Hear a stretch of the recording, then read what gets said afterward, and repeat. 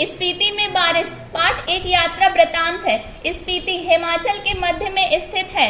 यह स्थान अपनी भौगोलिक और प्राकृतिक विशेषताओं के कारण अन्य पर्वतीय स्थानों से भिन्न है। लेखक ने इस पाठ में स्पीति की जनसंख्या, ऋतु, फसल, जलवायु तथा भूगोल का वर्णन किया है, जो परस्पर एक दूसरे से संबंधित हैं। पाठ में दुर्गम क्षेत्र स्पीति में रहने वाले लोगों के कठिनाई भरे जीवन का भी वर्णन किया गया है। कुछ युवा पर्यटकों का पहुंचना स्पीति के पर्यावरण को बदल सकता है। ठंडे रेगिस्तान जैसे स्पीति के लिए उनका आना वहां बूंदों भरा एक सुखद संयोग बन सकता है। स्पीति में बारिश। स्पीति हिमाचल प्रदेश के लाहौल स्पीति जिले की तहसील है। लाहौल स्पीति का यह योग भी आकस्मिक ही है। इनमें बहुत योगायोग नहीं है। ऊंचे दर्रों और कठिन रास्तों के कारण इतिहास में भी कम रहा है। अलंघ्य भूगोल यहाँ इतिहास का एक बड़ा कारक है। अब जबकि संचार में कुछ सुधार हुआ है, तब भी लाहौल स्पीति का योग प्रायः वायरलेस सेट के जरिए है, जो केलंग और काजा के बीच खड़कता रहता है। फिर भी केलंग के बादशाह को भय लगा रहता है कि कहीं राजा का सूबेदार उनकी अवज्ञा तो नहीं कर रहा है, कहीं बगावत तो नहीं करने वाला है। लेकिन सिवाय वायरलेस सेट पर संदेश भेजने के वह कर भी क्या सकता है। बसंत में भी 170 मील आना जाना कठिन है। शीत में प्रायः असंभव है। प्राचीन काल में शायद स्पीति भारतीय साम्राज्यों का अनाम अंग रही है। जब ये साम्राज्य टूटे तो यह स्वतंत्र रही है। फिर मध्य युग में प्रायः लद्दाख मंडल और कभी कश्मीर मंडल, कभी बुशहर मंडल, कभी कुल्लू मंडल, कभी ब्रिटिश भारत के तहत रही है। तब भी प्रायः स्वायत्त रही है। इसकी स्वायत्तता भूगोल ने सिरजी है। भूगोल ही इसकी रक्षा करता है। भूगोल ही इसका संहार भी करता है। पहले कभी उन राजाओं को कोई हरकारा आता था तो उनके आते आते वह अल्प बसंत बीत जाता था। कभी कोई जोरावर से आता था तो स्पीति का तरीका वही था जो चिंगलिंग गोंदपा में देखा गया। जब डायनामाइट का विस्फोट हुआ तो लाहौली हदस कर, आंख बंद कर, चगमा कर, तना पकड़ या एक दूसरे को पकड़कर बैठ गए। जब धमाका गुजर गया तो फिर डरते डरते आंख खोलकर उठे। जोरावर सिंह के आक्रमण के समय स्पीति के लोग घर छोड़कर भाग गए। उसने स्पीति को और वहां के बिहारों को लूटा। यह अप्रतिगर शायद स्पीति की सुरक्षा की पद्धति है। स्पीति में जनसंख्या लाहौल से भी कम है। 1901 की जनगणना के अनुसार 3231 रही है। 1971 की जनगणना के अनुसार 7196 है। इसका क्षेत्रफल मुझे 1971 की जनगणना में लाहौल के साथ जोड़कर मिला है, जो कि 12,015 वर्ग किलोमीटर है। स्पीति का अलग क्षेत्रफल नहीं दिया गया है। इंपीरियल गजेटियर के अनुसार यह क्षेत्रफल 2155 वर्ग मील है। इस तरह स्पीति की जनसंख्या प्रति वर्ग मीटर 4 से भी कम है। 1901 में यह प्रति वर्ग मील 2 से भी कम थी। लाहौल स्पीति का प्रशासन ब्रिटिश राज से भारत को जस का तस मिला। अंग्रेजों को यह 1846 में कश्मीर के राजा गुलाब सिंह के जरिए मिला। अंग्रेज इनके जरिए पश्चिमी तिब्बत के ऊन वाले क्षेत्र में प्रवेश चाहते थे। तिब्बत में अंग्रेजी साम्राज्य के दूरगामी हित भी थे। जो भी हो, 1846 में कुल्लू, लाहौल स्पीति ब्रिटिश अधीनता में आए। पहले सुपरिटेंडेंट के अधीन थे, फिर 1847 में भी कांगड़ा जिले के शरीक कर दिए गए। लद्दाख मंडल के दिनों में भी स्पीति का शासन एक नौनों द्वारा चलाया जाता था। ब्रिटिश भारत में भी कुल्लू के असिस्टेंट कमिश्नर के समर्थन में यह दोनों कार्य करता रहा। इसका अधिकार क्षेत्र केवल द्वितीय दर्जे के मजिस्ट्रेट के बराबर था, लेकिन स्पीति के लोग इसे अपना राजा ही मानते थे। राजा नहीं है तो दमयंती जी को रानी मानते थे। 1873 में स्पीति रेगुलेशन पास हुआ, जिसके तहत लाहौल और स्पीति को विशेष दर्जा दिया गया। ब्रिटिश भारत के अन्य कानून यहाँ नहीं लागू होते थे। रेगुलेशन के अधीन प्रशासन के अधिकार नौनों को दिए गए, जिसमें मालगुजारी इकट्ठा करना और छोटे छोटे फौजदारी के मुकदमों का फैसला करना भी शामिल था। उसके ऊपर के मामले वह कमिश्नर के पास भेज देता था। उन दिनों लाहौल स्पीति का वृतांत कांगड़ा जिले के अंतर्गत कुल्लू तहसील में मिलता है। स्वराज के बाद 1960 में लाहौल स्पीति पंजाब के अंतर्गत एक अलग जिला बना दिया गया, जिसका केंद्र केलंग में है। 1966 में जब हिमाचल प्रदेश राज्य बना तो लाहौल स्पीति उसका उत्तरी छोर का जिला हो गया। यह देश का सबसे अधिक दुर्गम क्षेत्र है। स्पीति 31.42 और 32.5 अक्षांश उत्तर और 77.26 और 78.42 पूर्व देशांतर के बीच स्थित है। यह चारों ओर से ऊंचे ऊंचे पहाड़ों का कैदी है। इन पहाड़ों की औसत ऊंचाई 18,000 फीट है। यह पहाड़ उसे पूरब में तिब्बत, पश्चिम में लाहौल, दक्षिण में किन्नौर और उत्तर में लद्दाख से अलग करते हैं। इसकी मुख्य घाटी इसी नाम की स्पीति नदी की घाटी है। स्पीति पश्चिम हिमालय में लगभग 16,000 फीट की ऊंचाई से निकलकर पूरब में तिब्बत में बहती है, वहां से स्पीति में आती है। स्पीति से बहकर पुराने रामपुर बुशहर राज्य में अब किन्नौर जिले में बहती हुई सतलुज में मिलती है। मेरी इस स्पीति नदी से प्रीति है। स्पीति में मैं सिर्फ इसी नदी को पहचानता हूँ, सुनता हूँ। कोई पारा नदी भी है, फिर घाटी है। स्पीति के अलावा पिन की घाटी प्रसिद्ध है। मान भाई के इसका किस्सा सुना है, अत्यंत बीहड़ और वीरान है। इसमें से शायद स्पीति की घाटी ही आबाद है। जैसी वह आबाद है वह आप देख ही रहे हैं। प्रति वर्ग मील 4 से भी कम लोग बसते हैं। अचरज यह नहीं कि इतने कम लोग क्यों हैं, अचरज यह है कि इतने लोग भी कैसे बसे हुए हैं। मैंने जब भी स्पीति की विपत्ति बताई है तो लोगों ने यही पूछा है कि आखिर तब लोग वहां रहते क्यों हैं। 8-9 महीने शेष दुनिया से कटे हुए हैं, ठंड में ठिठुर रहे हैं, सिर्फ एक फसल उगाते हैं। लकड़ी भी नहीं है कि घर गर्म रख सकें। वृत्ति नहीं है, फिर क्यों रहते हैं? क्या अपने धर्म की रक्षा के लिए रहते हैं, अपनी जन्मभूमि के ममत्व के कारण रहते हैं, या इस मजबूरी में रहते हैं कि कहीं और जा नहीं सकते, कहाँ जाएं, या फिर बातों के साथ साथ यह सब कारण है? मैं नहीं जानता। मैं तो इतना ही देखता हूँ कि यहाँ रह रहे हैं इसलिए रह रहे हैं, और कोई तर्क नहीं है। तर्क से हम किसी चीज को भले सिद्ध कर सकें, स्पीति में रहने वालों को नहीं सिद्ध कर सकते, लेकिन तर्क का इतना मोह क्यों?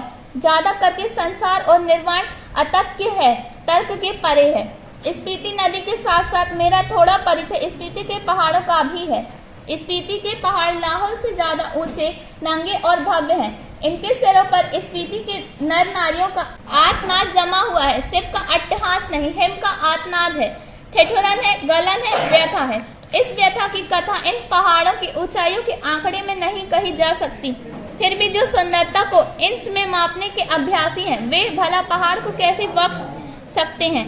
वे यह जान ले कि स्पीति मध्य हिमालय की घाटी है, जिसे वे हिमालय जानते हैं। स्केटिंग, सौंदर्य प्रतियोगिता, आइसक्रीम और छोले भटूरे का कुल्लू मनाली, शिमला, मसूरी, नैनीताल, श्रीनगर, वह सब हिमालय नहीं है, हिमालय का तलुआ है। शिवालिक या पीर पंचाल या ऐसा ही कुछ उसका नाम है। यह तलहटी है। रोहतांग जोत के पास मध्य हिमालय है। इसमें ही लाहौल स्पीति की घाटियां हैं। इन घाटियों की औसत ऊंचाई नापी गई है। श्री कन्नेघम के अनुसार लाहौल की समुद्र की सतह की से ऊंचाई 10,535 फीट है। स्पीति की 12,986 फीट है, यानी लगभग 13,000 फीट तो औसत ऊंचाई है। मध्य हिमालय की जो श्रेणियां स्पीति को घेरे हुए हैं, उनमें से जो उत्तर में है उसे 12 लाचा श्रेणियों का विस्तार समझे। 12 लाचा दर्रे की ऊंचाई का अनुमान 16,221 फीट से लगाकर 16,500 फीट का लगाया गया है। इस पर्वत श्रेणी में 2 चोटियों की ऊंचाई 21,000 फीट से अधिक है। दक्षिण में जो श्रेणी है वह माने श्रेणी कहलाती है। इसका क्या अर्थ है? कहीं यह बौद्धों के माने मंत्र के नाम पर तो नहीं है। ओ मणि पद्मे हुम इनका बीज मंत्र है। इसका बड़ा महात्म है। इसे संक्षेप में माने कहते हैं। कहीं इस श्रेणी का नाम इस माने के नाम पर तो नहीं है। अगर नहीं है तो करने जैसा है। यहाँ इन पहाड़ियों में माने का इतना जाप हुआ है कि यह नाम उन श्रेणियों को दे डालना ही सहज है। इंपीरियल गजेटियर में माने श्रेणी की ऊंचाई 21,646 फीट बताई गई है। यह तो इस श्रेणी की किसी चोटी की ऊंचाई होगी। पूरी श्रेणी की ऊंचाई तो एक नहीं होगी। इनमें जो छोटी छोटी चोटियां हैं उनकी ऊंचाई भी 17,000 फीट से अधिक है। कई गांव समुद्र की सतह से 13,000 फीट से ऊंचे बसे हैं। एक या दो 14,000 फीट की ऊंचाई पर है। यह मध्य हिमालय है। इसमें स्पीति स्थित है। इसके पार बाह हिमाचल दिखता है। इसकी एक चोटी 23,064 फीट ऊंची बताई जाती है। इसमें कई चोटियां 20,000 फीट से अधिक ऊंची हैं। मैं ऊंचाई के माप के चक्कर में नहीं हूँ, न इसमें होड़ लगाने के पक्ष में हूँ। वह एक बार लोसर में जो कर दिया सो बस है। उन ऊंचाइयों में होड़ लगाना मृत्यु है। हाँ, कभी कभी उनका मर्दन करना मर्द और औरत की ही शान है। मैं सोचता हूँ कि देश और दुनिया के मैदानों से और पहाड़ों से युवक युवतियां आएं और पहले तो स्वयं अपने अहंकार को गलाएं, फिर इन चोटियों के अहंकार को चूर करें। उस आनंद का अनुभव करें जो साहस और कुवत से यौवन में ही प्राप्त होता है। अहंकार का ही मामला नहीं है। ये माने कि चोटियां बूढ़े लामाओं के जाप से उदास हो गई हैं। युवक युवतियां किलोल करें तो यह भी हर्षित हो। अभी तो इन परिस्थिति का आर्तनाद जमा हुआ है। वह इस युवा अट्टहास की गर्मी से कुछ तो पिघले। यह एक युवा निमंत्रण है। लाहौल की तरह ही स्पीति में भी दो ही ऋतुएं होती है। कहीं मैंने षड ऋतुओं का बखान किया है। वह अभ्यास दोष के कारण है। जहां जून से सितंबर तक की एक अल्पकालिक वसंत ऋतु है, शेष वर्ष शीत ऋतु होती है। बसंत में जुलाई में औसत तापमान 15 डिग्री सेंटीग्रेड और शीत में जनवरी में औसत तापमान 8 डिग्री रिकॉर्ड किया गया है। औसत से कुछ अंदाज नहीं लगता। बसंत में दिन गर्म होते हैं, रात ठंडी होती है। शीत में क्या होता है इसकी कल्पना ही की जा सकती है, कहीं रहकर देखा जा सकता है। स्पीति में बसंत लाहौल से भी कम दिनों का होता है। बसंत में भी यहाँ फूल नहीं खिलते, ना हरियाली आती है, ना ही वह गंध आती है। दिसंबर से घाटी में फिर बर्फ पड़ने लगती है, अप्रैल मई तक रहती है। यहाँ ठंडक भी लाहौल से ज्यादा पड़ती है। नदी नाले सब जम जाते हैं और हवाएं तेज चलती हैं। मुंह हाथ और जो खुले अंग हैं उनमें जैसे शूल की तरह चुभती है। स्पीति में लाहौल से भी कम वर्षा होती है। मध्य हिमालय मानसून की पहुंच के परे है। यहाँ बहार नहीं है। कालिदास को अपने ऋतु संहार में यहाँ वर्षा का तो संहार ही करना पड़ा। कालिदास में वर्षा का क्या ठाठ है। यह वर्षा वर्णन इस प्रकार शुरू होता है। प्रिय, जल के फुहारों से भरे बादलों के मत वाले हाथी पर चढ़ा हुआ, चमकती हुई बिजलियों की झंडियों को फहराता हुआ और बादलों की गरज के नगाड़े बजाता हुआ, यह कामी जनों का प्रिय पावस राजाओं का सा ठाट बाट बनाकर आ पहुंचा। यह पावस यहाँ नहीं पहुंचता है। कालिदास की वर्षा की शोभा विंध्याचल में है, हिमाचल की इन मध्य की घाटियों में नहीं है। मैं नहीं जानता कि इनका लालित्य लाहौल स्पीति के नर नारी समझ भी पाएंगे या नहीं। वर्षा उनके संवेदन का ही अंग नहीं है। वह यह जानते नहीं है कि बरसात में नदियां बहती हैं, बादल बरसे, मस्त हाथी चिंगाड़ते हैं, जंगल हरे भरे हो जाते हैं, अपने प्यारों से स्त्रियां रोती कलपती हैं, मोर नाचते हैं और बंदर चुप मारकर गुफाओं में जा छिपते हैं। अगर कालिदास यहाँ आकर कहे कि अपने बहुत से सुंदर गुणों से सुहानी लगने वाली स्त्रियां का जी खिलाने वाली, पेड़ों की टहनियों और बेलों की सच्ची सखी तथा सभी जीवों का प्राण बनी हुई वर्षा ऋतु आपके मन की सब साधे पूरी करे, तो शायद स्पीति के नर नारी यही पूछेंगे कि यह देवता कौन है, कहाँ रहता है, यहाँ क्यों नहीं आता। स्पीति में कभी कभी बारिश होती है। वर्षा ऋतु यहाँ मन की साथ पूरी नहीं करती। धरती सूखी ठंडी और बंदिया रहती है। स्पीति में साल में एक फसल होती है। मुख्य फसल है दो किस्मों की, जौ, गेहूं, मटर और सरसों। इनमें भी जौ मुख्य है। सिंचाई का साधन पहाड़ों से आ रहे नाले हैं या उन पर बनाए पुल हैं। ये नालियां पहाड़ों के किनारे किनारे बहुत दूर तक जाती हैं। स्पीति नदी का तट इतना चौड़ा है कि इसका पानी किसी काम में नहीं आ पाता। स्पीति में ऐसी भूमि बहुत है जो खेती के लायक बनाई जा सकती है। शर्त इतनी है कि इसके लिए स्पीति में जल उलीचा जाए या फिर पानी का कोई और स्रोत पहुंचाया जाए। स्पीति में कोई फल नहीं होता। मटर और सरसों को छोड़कर कोई सब्जी नहीं होती। शायद ऊंचाई, वायुमंडल के दबाव में कमी, ठंड की अधिकता, वायु की कमी वगैरह के कारण यहाँ पेड़ नहीं होते। इसीलिए स्पीति विशेषकर नंगी और वीरान है। वर्षा यहाँ एक घटना है, एक सुखद संयोग है। हम काजा के डाक बंगले में सो रहे थे तो लगा कि कोई खिड़की खड़का रहा है। आधी रात का भी पिछला पहर है। इस समय कौन है? लैंप की लौ तेज की खिड़की का एक पल्ला खोला तो तेज हवा का झोंका मुंह और हाथ को जैसे छीलने लगा। मैंने पल्ला भिड़ा दिया, उसकी आड़ में देखने लगा। देखा कि बारिश हो रही है। मैं उसे देख नहीं रहा था, सुन रहा था। अंधेरा, ठंड और हवा का झोंका आ रहा था। जैसे बर्फ का अंश लिए तुषार जैसी बूंदें पड़ रही थी, जैसे नगाड़े पर थाप पड़ रही थी। डोंगछेन को हवा बजा रही थी। महाशंख की ध्वनि घाटी में तैर रही थी। स्पीति की घाटी में वर्षा हो रही थी।